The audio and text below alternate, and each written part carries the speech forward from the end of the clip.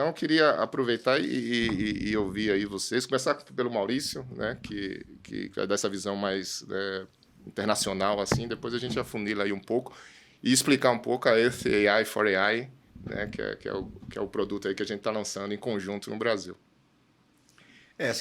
Eu tenho falado bastante sobre inteligência artificial, palestras, tem outros podcasts também, e eu sempre falo o seguinte, a gente está no que a gente chama de síndrome da ressaca, né? O que é síndrome da ressaca? As empresas parece que estavam dormindo na festa, no rolê ali e tal, e acordaram agora achando que a inteligência artificial existe faz um ano, que foi o ChatGPT que inventou a inteligência artificial, né? E aí deu aquele que a gente chama de senso de urgência. Né? Mas não é verdade. Quer dizer, se você for ver um dos algoritmos mais antigos de machine learning, que é a regressão logística, ela é do final do século XIX. Né? A base estatística do machine learning existe há muito tempo. Então o que tem é que o ChatGPT de repente acordou todo mundo e todo mundo acha que a inteligência artificial é um negócio que precisa agora sair correndo e tal, né? Então eu diria o seguinte, a inteligência artificial ela já teve vários hypes. Se você for ver, por exemplo, aquele filme Inteligência Artificial, que é do Spielberg, aquele filme é de 2001.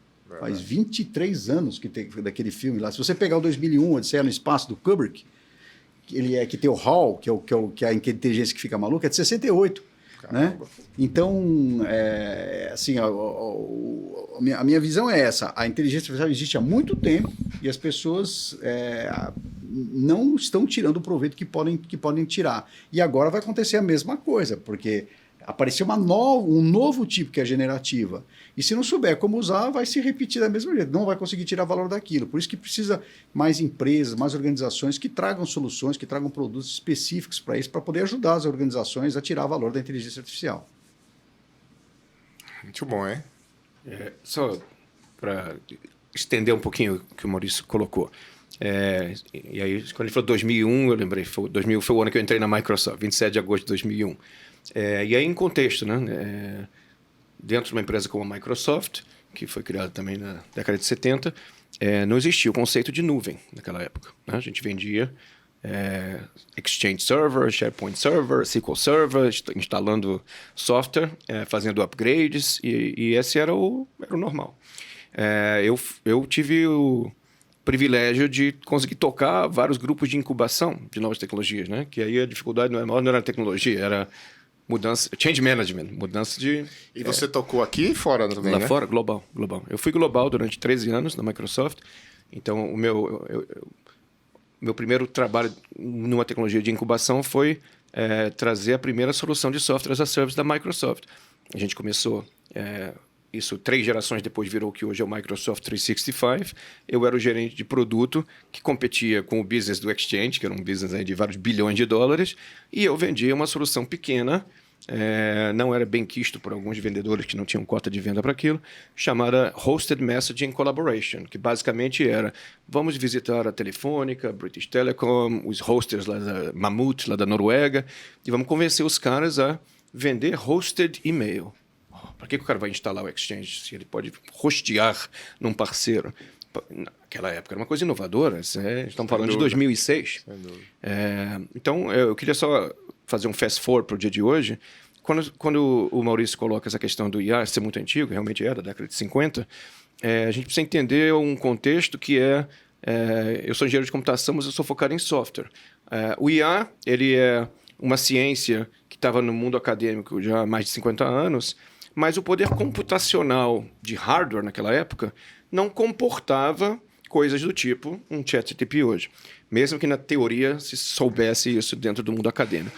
O que aconteceu também, que possibilitou a chegada da IA generativa, do AI for AI, coisa que a gente vai falar, também foi o avanço na área de hardware. GPUs, paralelização, quer dizer, existe uma questão aí de...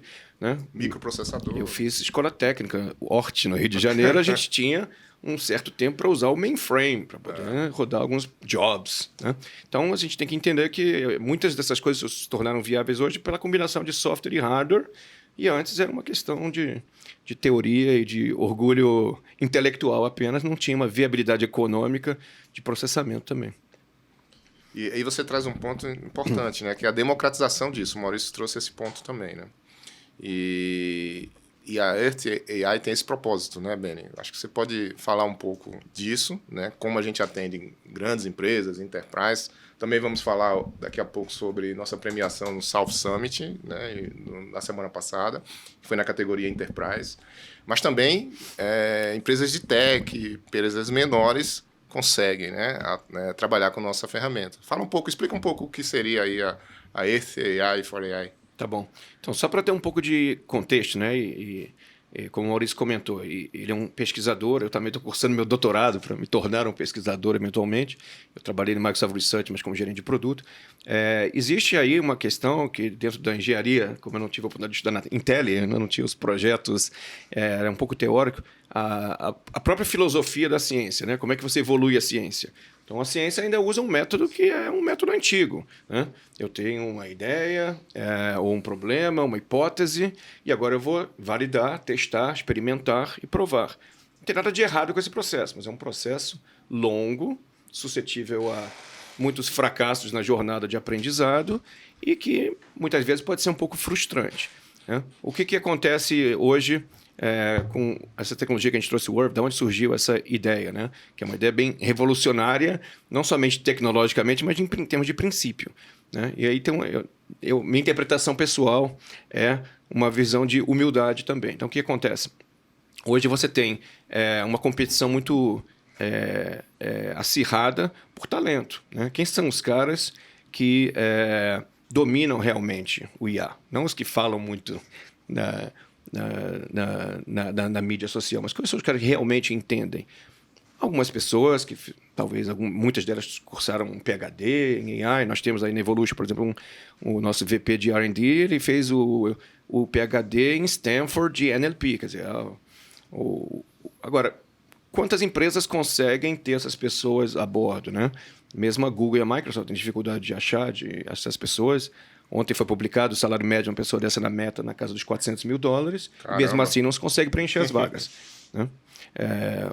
De novo, não verifiquei a veracidade do artigo, mas o artigo que eu li ontem à noite disse que Mark Zuckerberg estava pessoalmente escrevendo para cientistas de outras empresas, tentando convencê-los a virem trabalhar na Meta. Então, a gente vê que é uma dificuldade grande de atrair esse tipo de talento e mais, né? Como a gente sabe também, eu não sou esse nível de talento ainda, mas eu vivo no mundo de IA e, para mim, também é um pouco difícil acompanhar tantas mudanças. Eu estou fazendo vários estudos comparativos, etc. Então, existe aqui, resumindo, um dilema que será que esse método científico é sustentável? A gente tem pessoas suficientes com esse nível de especialização, de qualificação, a gente tem orçamento, a gente tem tempo? A resposta é não. A resposta é não. A gente está tendo dificuldades, como uma sociedade, de acomodar isso de uma maneira econômica que seja viável. Então, a ideia da Evolution, lá atrás, em 2019, quando eu deixei a Microsoft, quando a gente fala de democratização, vamos definir isso melhor. Na verdade, é uma transformação do próprio método científico chamado discovery, né? O que acontece? Isso que eu acabei de escrever, eu vou ter uma hipótese, eu vou montar um experimento, eu vou testar e tal. É um processo custoso, penoso e não necessariamente leva ao sucesso muitas vezes. Então, o que a gente utilizou? Tiramos de novo uma coisa chamada algoritmos genéticos, que também não é nova, também foi criada em 1950 e pouco. O Ronen conheceu o fundador, que já faleceu, John, que ganhou vários prêmios. Ronen é o fundador da Evolution, né? O CEO da Evolution. CEO, ele tem um PhD em inteligência artificial na área biomédica e ele se especializou em algoritmos genéticos. Naquela época ele não tinha o poder computacional que a gente tem hoje, da NVIDIA, da Amazon, da Microsoft. Então era um trabalho muito penoso de se programar, de se desenvolver, de se implementar na vida real. O que a gente entendeu como visão? Se a gente conseguir utilizar todo esse conhecimento, toda essa capacidade computacional, talvez eu não precise basear a minha viabilidade econômica no fato de será que eu consigo atrair 10, 12, 15 cientistas de dados desse nível? Que a resposta é provavelmente não. Então a gente disse, por que não criar uma ferramenta que, utilizando todo esse know-how, toda essa capacidade computacional, deixar os computadores fazerem o que eles são bons, processamentos. Hoje a gente tem high performance computing, a gente tem coisas que em 2019, antes de 2019, você não tinha, né? Em termos de habilidade computacional. E vamos deixar agora pessoas que talvez sejam junior data scientists, que talvez sejam business analysts que gostaram de aprender Python e agora queriam desenvolver AI, mas não têm os 25 anos de experiência, ter uma ferramenta que permita a ele simular milhões, bilhões, trilhões de experimentos em questão de horas. Então, essa é um paradigma fundamental, que esse processo de discovery ele tem um ROI muitas vezes negativo, muitas vezes sem êxito, e muitas vezes precisa de um treinamento acadêmico tão profundo que você não vai ter as pessoas certas. Então, essa é basicamente a ideia inicial. Vamos usar a ciência para mudar a forma de descoberta científica. E isso, né, num preço acessível, né? Eu acho que cada vez que a gente investe mais em tecnologia, a gente consegue também ganhar escala, né, que é o que se propõe também a ferramenta, né?